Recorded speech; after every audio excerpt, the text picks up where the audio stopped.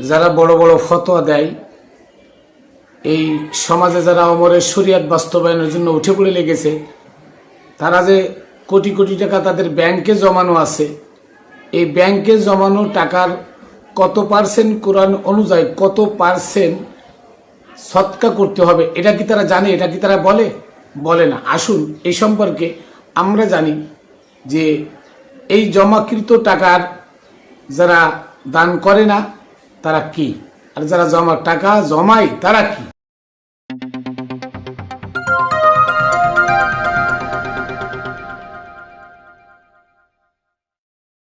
বিসমিল্লাহির রহমানির রহিম। আসসালাতু ওয়াসসালামু আলা সাইয়্যিদিল মুরসালিন ওয়া আলিহি আজমাইন।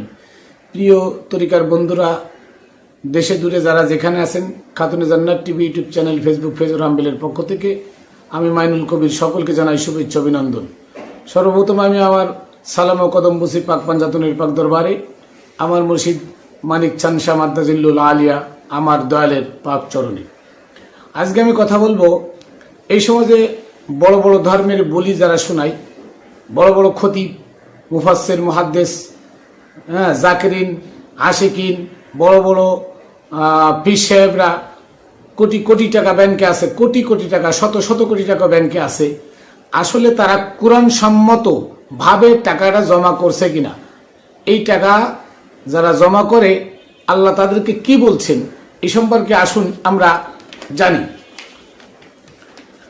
যে দেখেন, আল্লাহ কোরআনে বলছেন যে হুমাজার ভিতরে আর কি ওয়াল মানে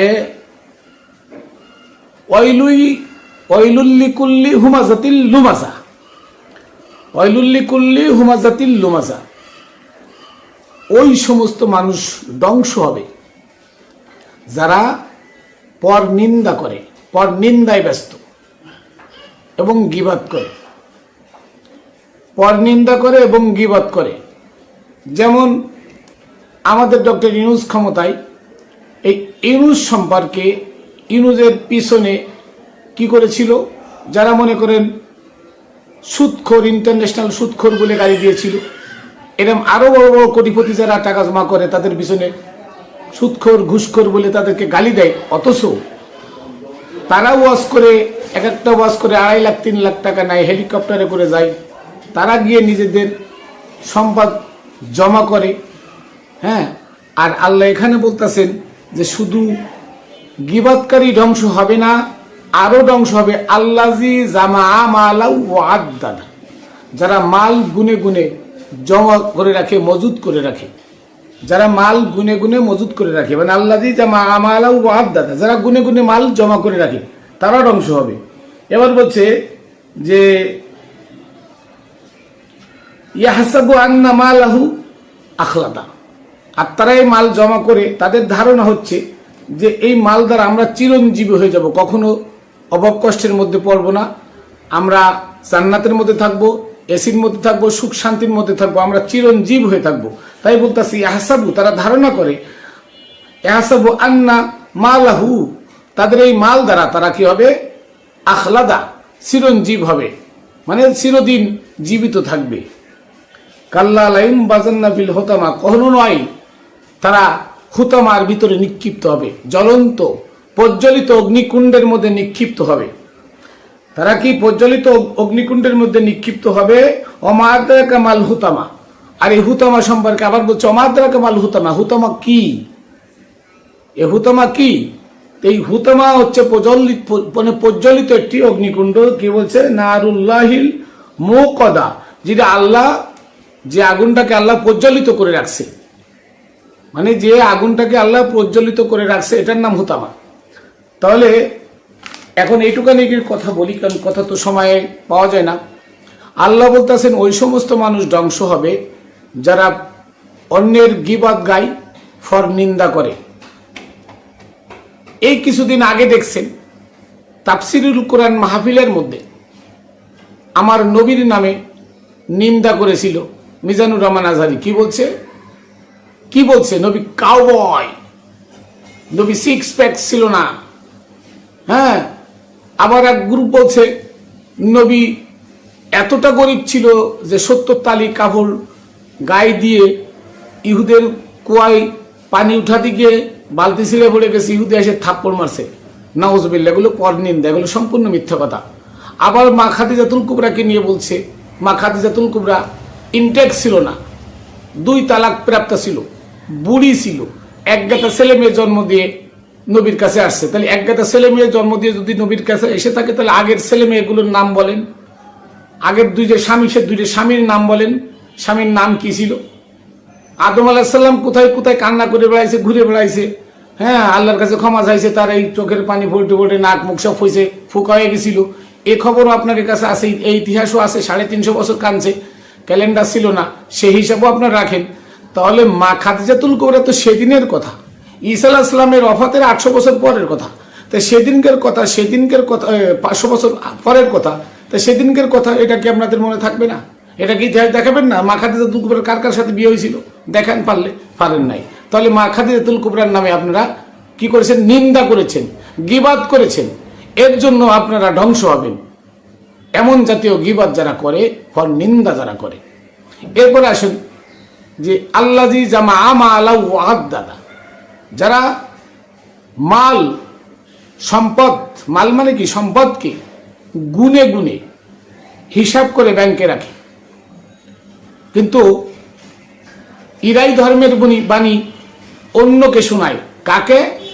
যার কাছে, ওর কাছে আছে 1 কোটি, যার কাছে 100 কোটি আছে, তারে যায় শোনাই।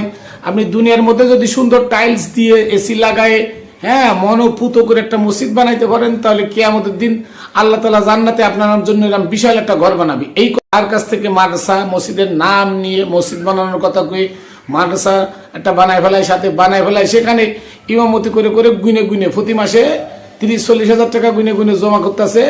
এই কুরবানির সময় সামলা বেচা টাকা মাদ্রাসার নামে আইনে গুনে গুনে নিয়ে জমা করতেছে। আচ্ছা, তারা কি কোরআন মানে? আল্লাহ তাআলা বলতেছেন যে ওয়াইলুল লিকুল্লি হুমাজাতিল লুমাজা।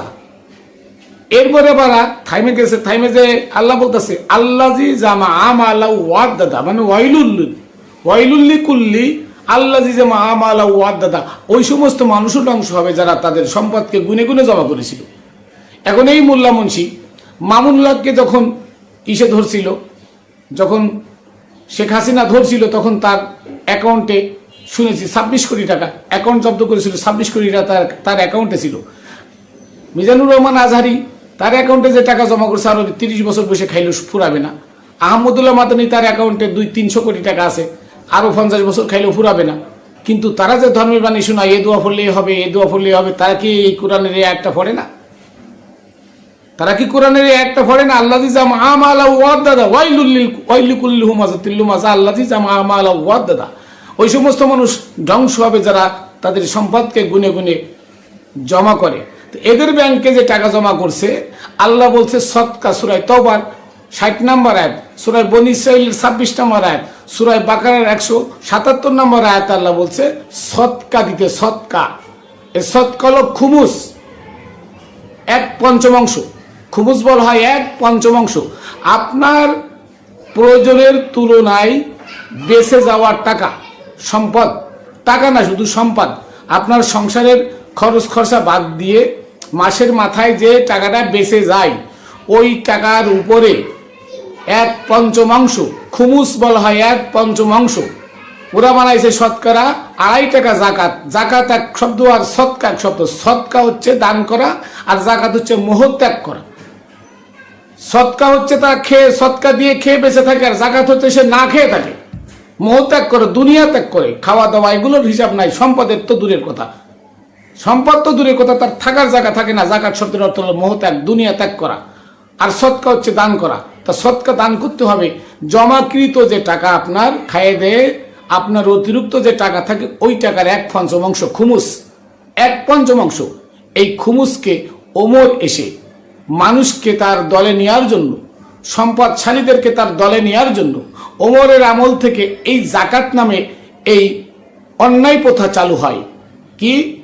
যে তোমরা শতকরা 2.5 টাকা দিও, যেখানে দেওয়ার কথা 20 টাকা, সেখানে 2.5 টাকা দিও।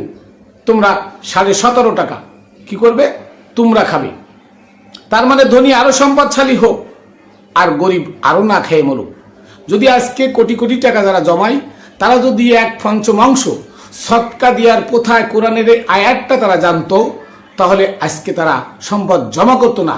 তারা সম্পদকে কাজে লাগায় 200 কোটি টাকা ব্যাংকে পড়ে আছে, 200 কোটি টাকা দেশে মিল ফ্যাক্টরি করে আরো 100 জন 150 লোকের কর্মসংস্থান দিত, তাহলে গরিব গরিব থাকতো না, ধনীর টাকা আরো বাড়তো, তবে সেটা হালাল উপায়। আজকে মোল্লা মুন্সিরা সেই ফতোয়া দেয় না। কেন দিই না?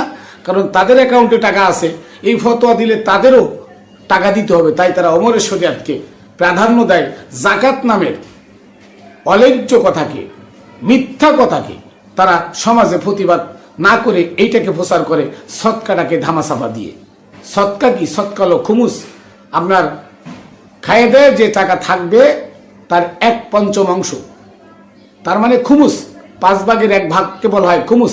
এই খুমুস আপনার নিকটাত্মীয়, এতিম, মিসকিন, গরিব, অসহায়, গোলাম, তারপরে জেল মুক্তি পাচ্ছে না, এবং সব মানুষকে দান করা। আজকে তাদের হক আপনি গুনে গুনে ব্যাংকে জমা রাখলেন, আপনি বড় মোল্লানা, মৌলানা, মুফতি, মুহাদ্দিস হয়ে তাদের টাকা গুনে গুনে জমা রাখলেন, দামি গাড়িতে চলতেছেন। আজকে 3-4 কোটি টাকা দামের একটা গাড়িতে চলে, দেখেন, মিজানুর রহমান আজরি 3-4 কোটি টাকা দামের একটা গাড়িতে চলে, অথচ এত টাকার গাড়িতে চলে তুমি 10 লাখ টাকা দিয়ে একটা গাড়ি কিনে চলে, বাকি টাকাগুলোর মধ্যে গরিবের হক আছে, হকটা তুমি গরিবকে দিয়ে দাও। তুমি জান্নাতের টিকিট বিক্রি করো, তুমি গুনে গুনে মাল সম্পদ তুমি ব্যাংকে জমাও, আর তুমি জান্নাতের টিকিট তুমি বিক্রয় করো। তুমি গরিবের সাথে হাত মিলাও না। একটা ভিডিওতে দেখলাম একটা বাচ্চা তাকে সালাম দিয়ে হাত বাড়াই দিছে, সে হাত মিলালো না অহংকারের দাপটে, আর তুমি জান্নাতের টিকিট বিক্রি করো। এটা বলে জান্নাত, ওটা বলে এত সব, ওটা বলে এত সব, তোমাকে এই তাবিজ বেচে খাইতে হবে, তাবিজ বেচে খাইতে হবে। চোখ বুঝে দেখো তোমার তার মালে তোমাকে কিভাবে ধরে। এটা ওমরের শরিয়াত, আর এই ওমরের শরিয়াতকে ত্যাগ করলে, কোরআন আঁকড়ে ধরলে ওমরের শরিয়াত ত্যাগ করতে হবে। তাই তারা হাদিস গলতকরণ করে শতকরা 2.5 টাকা দিয়ে 17.5 টাকা আরো তার মালের সাথে জমায়ে গুনে গুনে রেখে দিছে। এবং এই মোল্লা মুন্সিরা কেউ জাকাত দেয় না। আপনারা যাই দেখেন, আমার কথা মিথ্যারা, এই যে যত বড় বড় এই সমাজে যত বড় বড় নামি দামি মোল্লারা আছে, দামি দামি গাড়িতে চলে, কই পায় টাকা? বাংলাদেশে তাবলিগ জামাতের যে আমির সাদ আর জুবায়ের, এই জুবায়ের যে আছে বাংলাদেশের জুবায়ের অ্যাকাউন্ট তলব করে দেখেন, জুবায়ের অ্যাকাউন্টে কোটি কোটি টাকা। কই? সে ইসলামের ফেরিওয়ালা, ইসলাম প্রচার করে বেড়ায়, তার ব্যাংকে কোটি কোটি টাকা, সে জাকাত দেয়? জাকাত দিবে কেন? সে আরো নেয়, সে দেয় না। এই মাল যারা জমা করে রাখে, আল্লাহ বলছে তারা ধ্বংসপ্রাপ্ত, তারা ধ্বংস হবে। কেন? তাদের এই মাল জমা করার কারণে গরিবের হক নষ্ট করেছে। তারা ফতোয়া দেয় অন্যজনকে জাকাত দেওয়ার জন্য, নিজেরা জাকাত দেয় না। আপনি খবর নিয়ে দেখেন, এরা কেউ জাকাত দেয় না, বরঞ্চ এই কুরবানির সময় আরো কোটি কোটি টাকা তাদের অ্যাকাউন্টে মার্সার নামে সামলা কালেকশন করে, সেই সামলা বেচে টাকা মার্সার নামে ঢুকাইতেছে, আরো কোটি কোটি টাকা ঢুকতেছে তাদের অ্যাকাউন্টে, এতিমখানার নামে নিজে খাইতেছে। তাহলে তারা জাকাত দেয় না, জাকাত খায়। নবী বলেছেন, আলিয়াদুল উলা খয়রুম মিন ইয়াদিস সুফলা, উঁচা হাত নিচে হাত থেকে উত্তম। এই মোল্লা শোনায় শরিয়াতের বাণী, এই মোল্লা কোরআন বাদ দিয়ে হাদিসের বাণী শোনায়। কারণ কোরআনের বাণী শোনাতে হলে মোল্লা যে হেলিকপ্টারে গিয়ে ওয়াজ করলো, বিনা খরচায়, বিনা চেষ্টায়, বিনা কষ্টে একটু ইসলাম প্রচার করে 2 লক্ষ টাকা নিয়ে আসলো, ওই 2 লক্ষ টাকার ভিতরে গরিবের হক আছে 40,000 টাকা। এই 40,000 টাকা গরিবকে দেয়? এই মুফতি আজম বর্তমান কিরে আব্বাস আলী ইনায়তুল আব্বাসী মুফতি আজম, সে নিজেকে মুফতি আজম দাবি করে, আমি সবচেয়ে বড় মুফতি, গ্র্যান্ড মুফতি। তো উনি গ্র্যান্ড মুফতি, উনি হেলিকপ্টারে ওয়াজ করতে যায়, তো উনি যে যায় 2 লাখ টাকা নেয়। এই 2 লাখ টাকার মধ্যে মুফতি সাহেব কি জানে না, এই যে 2 লাখ টাকার মধ্যে খুমুস, সৎকা। খুমুস মানে কি? সৎকা। 2 লাখ টাকার মধ্যে গরিবের হক আছে 20-40,000 টাকা, উনি কি দেয়? দেয় না। তাহলে উনার এই ফতোয়া, উনার এই কোরআন বাদ দিয়ে হাদিস, ইজমা, কিয়াস, ফিকহ, উসুলের গ্র্যান্ড মুফতি হয়ে লাভ কি? তুমি তো কোরআনই মানো না। আর তুমি বলো কোরআন মানলে সে পথভ্রষ্ট হয়ে যাবে, কারণ হাদিস ছাড়া কোরআনের ব্যাখ্যা হয় না। নাউজুবিল্লাহ। তোমরা হাদিসই গিলে খাবা, কারণ হাদিসের মধ্যে ওমর ধনীকে আরো ধনী বানাই দেওয়ার জন্য নবীর শরিয়াতকে, নবীর হুকুমকে, কোরআনের হুকুমকে লাথি মেরে ফেলে দিয়ে ওমরের শরিয়াত বাস্তবায়ন করে গেছে। শতকরা 2.5 টাকা তুমি দিবা, সেখানে শতকরা 20 টাকা দেওয়ার কথা, সেখানে 2.5 টাকা দিয়ে 17.5 টাকা বাছাই দিয়ে ওই ধনীদেরকে ওমরের দলে নিয়ে ওমর আজকে কি করে গেছে? গরিবের পেটে লাথি মেরে গেছে।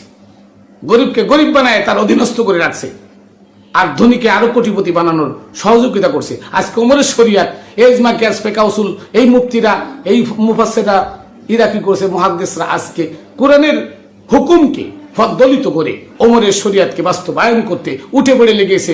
আর পশ্চিমার টাকা দেয় যে মুহাম্মাদি শরিয়াত যেন আর বাস্তবায়িত না হয়, তোমরা যত টাকা লাগে নাও, কিন্তু মুহাম্মদ শরিয়াতকে ধ্বংস করে দাও। তাই আজকে 270-80টা মাজার ভেঙেছে। যারা ইউনূসের বিরুদ্ধে ফতোয়া দিছে, সে সুদখোর, ঘুষখোর, তারা গীবাত নিন্দা করে নাই। আজকে ইউনূসের সামনে যে বলে তুমি আমাদের ইমাম, এরা ধ্বংস হবে। এরা কি ধ্বংস হবে? এই মিথ্যাবাদীরা ধ্বংস হবে। তাই আসুন কোরআনকে আমরা আঁকড়ে ধরি, কোরআনের সত্য কথা বলি। ইসলাম সার্বজনীন। ইসলাম কি সার্বজনীন? হিন্দু, বৌদ্ধ, মুসলমান, খ্রিস্টান, আজকে জাকাতের টাকা মুসলমানরা পায়, অথচ হিন্দু মানুষ না খায় মনে তাদেরকে দেওয়া যায় না, ফতোয়া বানাইছে তাদেরকে দেওয়া যাবে না। ইসলাম সার্বজনীন। তোমার হকে, তোমার টাকার উপরে, তোমার আশেপাশে বাড়ি হিন্দু, বৌদ্ধ, খ্রিস্টান আছে, অসহায়, তারা তোমার টাকার পরে হক আছে তাদের, তুমি শতকরা তাদেরকে 20 টাকা দিবে। যদি তোমার 100 টাকা বাইসে যায়, খায় করছে, ওর থেকে 20 টাকা তাদেরকে দান করবে। এটার নাম ইসলাম, এটার নাম শান্তি, এটার নাম মুহাম্মদ ইসলাম। এটা সুফিজমরা বিশ্বাস করে, তাই এদের চোখের কাটা আজকে সুফিরা। আসুন আমরা সত্যকে আঁকড়ে ধরি। আর এই সত্য পাইতে হলে একটা গাইডলাইন আছে কোরআন, এই কোরআনকে আমরা আঁকড়ে ধরি। কোরআন থেকে আমরা সত্যটা পাবো। আর কোরআন আঁকড়ে ধরলে সুফিজমের পথ কোনটা আর এজিদের পথ কোনটা এখানেই দিয়ে আছে। তাই ওরা এজিদের পথে চলে, সুফিজমের পথ যেন কেউ না পায়, তাই কোরআনের কাছে যাইতে নিষেধ করে। আহমদুল্লাহ বলছে কোরআন তো একটা ভাইকারিদারের কথাবার্তা। মুজাফফর বিন মুহাসিন বলছে কোরআন এতটা জাল যে হাদিসের সেও জাল। নাউজুবিল্লাহ। কোরআনে নাকি কিছু নাই, কোরআন মানে থাকলে সব দুষ্ট হয়ে যাবে। তার মানে কোরআন মানলে ওই যে ওয়াইলুল্লি কুল্লি হুমাজাতিল লুমাজা আল্লাযী জামা আমাল ওয়া আদ্দাদা, তোমরা যে 3 কোটি টাকা দামের গাড়িতে চড়ো আর 300 কোটি টাকা ব্যাংকে রাখছো, এর যে খুমুজ দিতে হয় কোরআন মানলে, তোমরা যে মাল জমা করে রাখছো, এর ফতোয়ায় তো তোমরা কাফের হয়ে যাও, তোমরা জাহান্নামে হয়ে যাও। কাজেই কোরআন তোমরা মানতে রাজি না। আর কোরআন না মানার কারণে আজকে যুগে যুগে এই যে অধপতন মানুষের কেন হয়েছে? শুধু কোরআনকে না মানার কারণে। আজকে এরা সমাজে মাথা ছাড়া দিয়ে উঠে গেছে। সত্য আমরা প্রচার করি, সত্যটা আমরা কোরআন থেকে দলিল দিয়ে বলি, এরপরও তারা মানে না। এরা হবে ধ্বংস, জেনে রাখুন। এরাই ধ্বংস হবে, এরাই অত্যাচারী, এরাই সমাজকে ওমরের শরিয়াত বাস্তবায়ন করতেছে কোরআনকে হিমাগারে রেখে। যাই হোক, আমি আমার কথা এখানে শেষ করছি। নবী সার্বজনীন, নবী সকলের নবী। আপনার মালের পরে হিন্দু, বৌদ্ধ, মুসলমান, খ্রিস্টান সকলের হক আছে। অতএব কোরআন সম্মত শতকরা 20 টাকা, লাখে 20,000, কোটিতে 20 লাখ কে পাবে? গরিব, দুঃখী, অসহায় 6 জন মানুষ আপনার এই টাকার পরে হক আছে, তাদেরকে দিন। অন্যথায় আপনি চলে যাবেন যে কোনো সময়, আপনার এই মাল আপনার পাপের কারণ হয়ে দাঁড়াবে, জাহান্নামের কারণ হয়ে দাঁড়াবে। হুতামা, জ্বলন্ত অগ্নিকুণ্ড হয়ে দাঁড়াবে আপনার এই মাল। তো আমি আমার শেষ সালামও কদমকুচি পাক পঞ্চাতনের পাক দরবারে, আমার মুর্শিদ হয়তো মানিক খান শাহ তাজিলুল্লাহ আলিয়ার দরবারে, এবং সকলকে Khatune Jannat TV YouTube channel, Facebook page রামবেলের পক্ষ থেকে শুভেচ্ছা অভিনন্দন জানিয়ে এখানে শেষ করছি আমি মাইনুল কবির। আবারও দেখা হবে। আর ভিডিওটা সবাই শেয়ার করে দিবেন, ভিডিওটা সবাই ডাউনলোড করে আপনারা আপনাদের পেজে ছাড়েন, অনুমতি দিয়ে দিলাম। এখানে কোনো প্রকার সমস্যা নাই, কারণ আমি প্রচার করতে এসেছি, আমি প্রসার করতে এসেছি, সত্য বলতে এসেছি। সত্য মানুষের দ্বার প্রান্তে পৌঁছে দেওয়ার দায়িত্ব আমার। জেল, জুলুম, জরিমানা যা হয় আমার হবে। আপনারা সত্য প্রচার করেন, সবাই সত্য প্রচারের দায়িত্ব আছে। তা'মুরুনা বিল মারুফ ওয়া তানহাউনা আনিল মুনকার, সত্যকে তোমরা কি করো? সৎ কাজের আদেশ দাও, মানে সত্যকে মানুষের কাছে পৌঁছায় দাও। অসৎ কাজ থেকে মানুষকে বিরত রাখার চেষ্টা করো। আমি সেই কথা বলে যাচ্ছি, সহযোগিতা আপনারা করবেন মানুষের কাছে এই সত্যটা পৌঁছে দেওয়ার জন্য। তো আমি এখানে শেষ করছি। জয় গুরু। আবার দেখা হবে অন্য ভিডিওতে।